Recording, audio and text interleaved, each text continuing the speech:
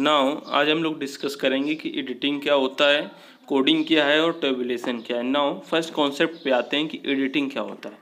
Editing एक तरीके का प्रोसेस है किसी भी चीज़ को चेक करने का, किसी भी रिस्पॉन्स को चेक करने का इन वे ऑफ आवर रिसर्च कि हमारे पास एरर्स क्या क्या हैं, लेजिबिलिटी क्या क्या है, कंसिस्टेंसी कैसी है और रीडिंग फ्रॉम देम कोडिंग और स्टोरेज क्या क्या हो सकता है। It is a process identify करने की कि कितना डाटा हमारा अनसेटिस्फैक्ट्री है और कितना रिस्पॉन्स है हमारे वो सेटिस्फैक्ट्री में कन्वर्ट हुए हैं। ये हमारे पास प्रोसेस है किसी भी क्वेश्चनायर को स्क्रीनिंग करने का, आइडेंटिफाई करने का, उसमें एरर्स क्या हैं, इनकम्प्लीट क्या है, इनकन्सिस्टेंस क्या है और अनक्लियर डाटा कितना है। It is a type of ambiguous response. Ambiguous response means होता है जो अनस्ट्रक्चर्ड डाटा होता है और ओपन इंडेड होता है, यानी जिसमें चीज़ें डबल वे में होती हैं और डिफ़िकल्ट होता है कि हम उसको कैसे फाइंड आउट करेंगे। For the structured question more than one response में बी मार्क्ड। यहाँ पर ये भी सिचुएशंस हो सकती है कि जो क्वेश्चन स्ट्रक्चर्ड होते हैं वहाँ पर एक से ज़्यादा बार भी अगर मार्किंग हो रही थी, यानी ये कहीं कहीं पर हमारा डाटा का फ्लक्चुएशन आ रहा है और डाटा में एरर आ रहा है। तो एडिटिंग को हम लोग मेन पर्पस है जो उसको यूज़ करते हैं कि ओमिशंस और लेजिबिलिटी और कंसिस्टेंसी, इनकन्सिस्टेंसी इसको यूज़ करते हैं। नाउ इसके जो कुछ टाइप्स होते हैं उनकी हम डिस्कस करते हैं कि ट्रीटमेंट टू अनसेटिस्फैक्ट्री रिस्पॉन्सेस, इसके टाइप्स क्या क्या हैं।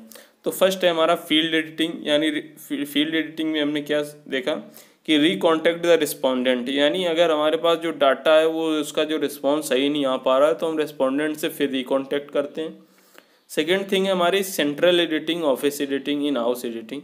इसमें जैसे दो तीन पार्ट्स हैं कि ए में है assigning missing values. If missing values को हम लोग कैसे, इफ़ अनसेटिस्फैक्ट्री रिस्पॉन्स हमारा स्मॉल है, if proportional of unsatisfactory small है, अनसेटिस्फैक्ट्री रिस्पॉन्स हमारे जो हैं वो नॉट की वेरिएबल्स हैं तो हम इसको असाइनिंग मिसिंग वैल्यूज़ के हिसाब से निकालते हैं।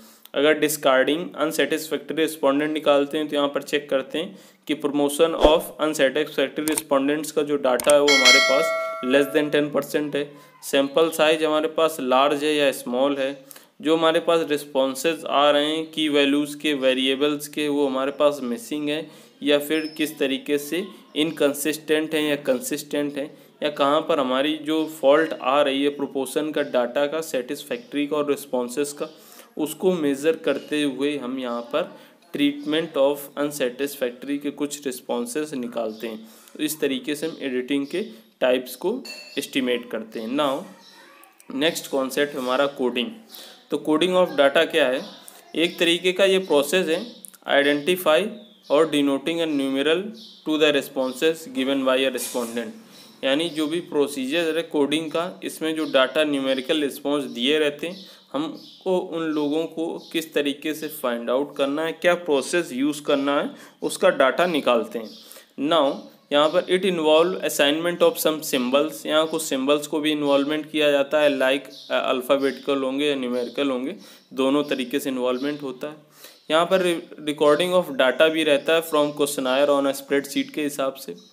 द न्यूमेरिकल स्कोर और अ सिंबल स्कोर, हम लोग इसको कोड भी बोलते हैं। By doing this coding of data हम लोग निकालते हैं जो डाटा हमारे पास परफॉर्म हो रहा है वो इफ़िशिएंट मैनर में है या नहीं है, और इससे हम लोग ये भी चेक करते हैं कि जो हमारे पास एरर्स आ रही हैं उसको एरर्स किस तरीके से वो मिनिमम पॉसिबल लेवल्स में हम उनको कन्वर्ट करके एक्यूरेट डाटा को फाइंड आउट कर सकते हैं। नाउ नेक्स्ट कॉन्सेप्ट हमारा टेबुलेशन। टेबुलेशन हमारे पास प्रोसेस है किस तरीके का, समराइजिंग रॉ डाटा, यानी हमारे पास जो खराब डाटा है, फालतू का डाटा है, हम लोग उसको समराइज करते हैं, फिर उसी डाटा को कम्पैक्ट फॉर्म में डिस्प्ले करते हैं। कम्पैक्ट फॉर्म मतलब in the form of statistical table के फॉर्म में डिस्कस करने के बाद उसी को हम फर्दर एनालिसिस में यूज़ करते हुए मास डाटा के थ्रू असेंबल करते हैं। ये डाटा जो हमारा होता है इसको एज हम लोग नेसेसरी रिसर्चर्स के रूप में भी अरेंज कर सकते हैं, बट इन सम केसेस क्या होता है ये डाटा हमारा जो होता है कंसाइज होता है, लॉजिकल ऑर्डर में होता है, इस वजह से हम लोग इसको टेबुलेशन की तरीके से यूज़ करते हैं और टेबुलेशन की प्रोसेस को फॉलो करते हैं। इस तरीके से हम तीनों मेथड को, एडिटिंग, कोडिंग और टेबुलेशन, और हमने यहाँ पर कुछ एडिटिंग के टाइप्स पढ़े, कुछ कोडिंग के टाइप्स पढ़े, तो इस तरीके के हमने तीनों चीज़ों का कॉन्सेप्ट पढ़ा। नाउ नेक्स्ट पॉइंट हमारा एडवांटेज क्या क्या होते हैं टेबुलेशन के। तो इट सिंप्लीफाइज कॉम्प्लेक्स डाटा, यानी हम इससे कॉम्प्लेक्स डाटा को आसानी से इजीली फाइंड आउट कर सकते हैं। इट फैसिलिटेट कंपैरिजन को इजीली फाइंड आउट कर सकते हैं। इट फैसिलिटेट कंप्यूटेशन को इजीली फाइंड आउट कर सकते हैं। It present fact in minimum possible space के हिसाब से इस डाटा को मेज़र कर सकते हैं। Tabulated data are good for reference and they make it easier to present the information of graph and diagram. यानी जो हमारे पास टेबुलेट डाटा होता है उससे हम इजीली अपने जो हमने सैम्पलिंग्स ली थी, जो डाटा लिए थे, या जो भी हमने कंप्यूटेशन के लिए जो मेजरमेंट्स के लिए हमने जो चीज़ें रिसर्च में यूज़ की थी, उनको हम इजीली इंफॉर्मेशन के साथ उसका एज अ ग्राफ के थ्रू या डायग्राम के थ्रू एक्यूरेट डाटा मेज़र करते हैं। उस डाटा को मेज़र करने के बाद हम लोग एज अपनी कंसर्न स्टडी के रूप में यूज़ करते हैं। नाउ नेक्स्ट कॉन्सेप्ट है कि हम इसको किस तरीके से किस वे में यूज़ करते हैं। जो टाइप्स यहाँ पर एक टेबल दी हुई है, हम आपको उससे इजीली समझाएंगे ताकि आप इजीली समझ सकें। तो यहाँ पर जो सिंपल टेबल है कि only one characteristic is shown, यानी जब एक कैरेक्टरिस्टिक शोन हो रही है तो हमारे पास सिंपल टेबल होगी। जब कम्प्लेक्स टेबल होती है तो वहाँ पर टू वे टेबल होगी, या हाई ऑर्डर टेबल होगी, या general and special purpose table होगी। यानी जो टू वे टेबल होती है वो शो करती है टू कैरेक्टरिस्टिक को, या इससे भी ज़्यादा हो सकते हैं इस तरीके से। हाई ऑर्डर की जो वैल्यू होती है 3 या होगी, या 3 से ज़्यादा हो सकती हैं। और जो जनरल और स्पेशल पर्पस की टेबल होती है वो एज अ गवर्नमेंट के हिसाब से स्टैटिस्टिकल एब्स्ट्रैक्ट्स ऑफ इंडिया या जनगणना में हो गई, या जनरल पर्पस टेबल होगी, उसके बेस में यूज़ करते हुए हम लोग डाटा को फाइंड आउट करते हैं।